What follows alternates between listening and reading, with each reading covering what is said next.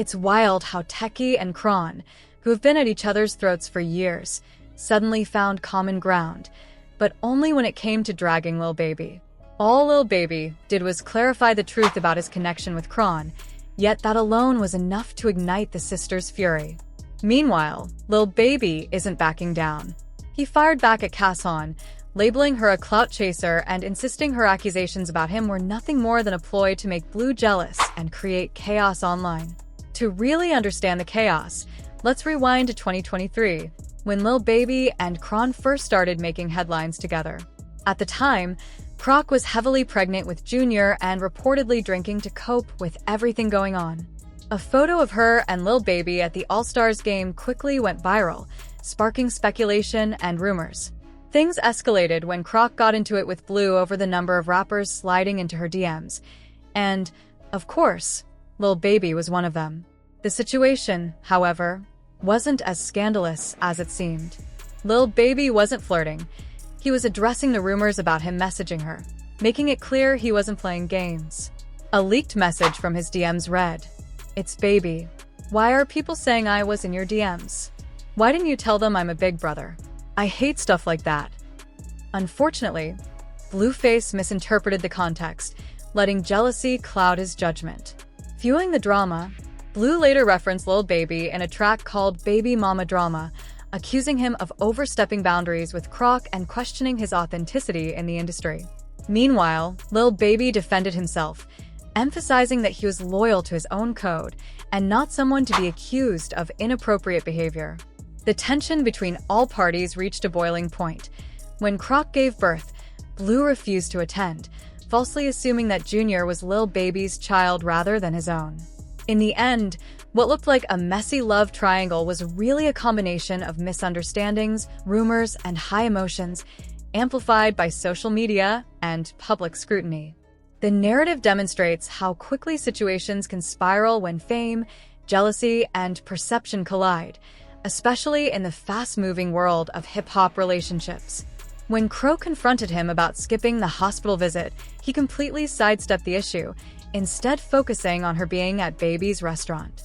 Apparently, he acted like he knew the spot well and turned it into a big deal, deflecting from the real concern: why he wasn't showing up when it mattered. Once he realized she was in Baltimore, he started trying to connect the dots, escalating the tension.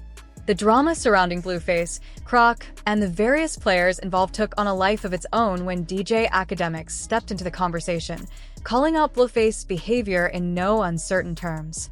Academics didn't mince words, breaking down the situation with sharp clarity. The real issue wasn't about other men interacting with Croc, it was about trust. He pointed out that Croc had already demonstrated her loyalty repeatedly, going so far as to tattoo Blueface's name and face 7 times across her body. Academic's message was simple but piercing. If Blueface truly valued the relationship, he needed to assume his role responsibly, support her fully, and stop projecting jealousy onto others.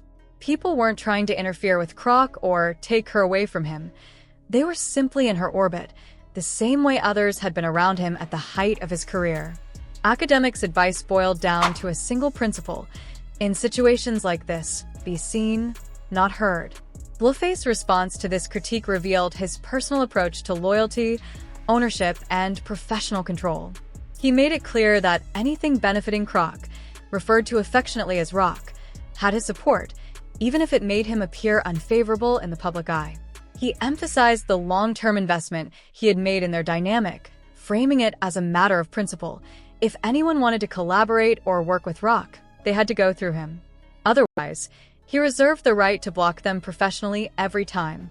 His stance was uncompromising, prioritizing business boundaries alongside personal relationships. The message was clear: he would not tolerate disloyalty or casual interference, and everyone involved needed to understand that navigating the industry meant respecting his influence and decisions. This clash highlights the tangled intersection of personal loyalty, professional ambition, and public scrutiny in the lives of public figures. In relationships where both parties have significant visibility and influence, even casual interactions can spark intense scrutiny. Blueface's insistence on controlling the narrative around Croc and her associations underscores a broader truth in the entertainment industry.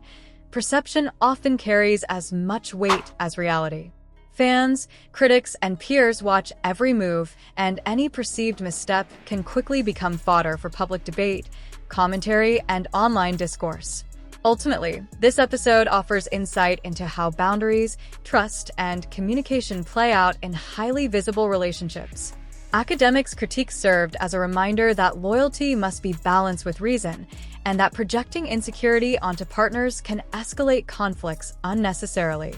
Meanwhile, Blueface's perspective underscores the pressures public figures face to protect both personal and professional investments, sometimes blurring the line between guardianship and overreach. The situation demonstrates that in the high-stakes world of celebrity relationships, even the smallest actions, who talks to whom, who shows support, and how one publicly reacts, can become a focal point for both personal and professional tension.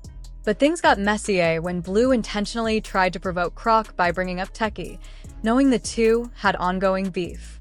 Croc had previously accused Tesehki of inappropriate behavior from their youth, sparking heated exchanges.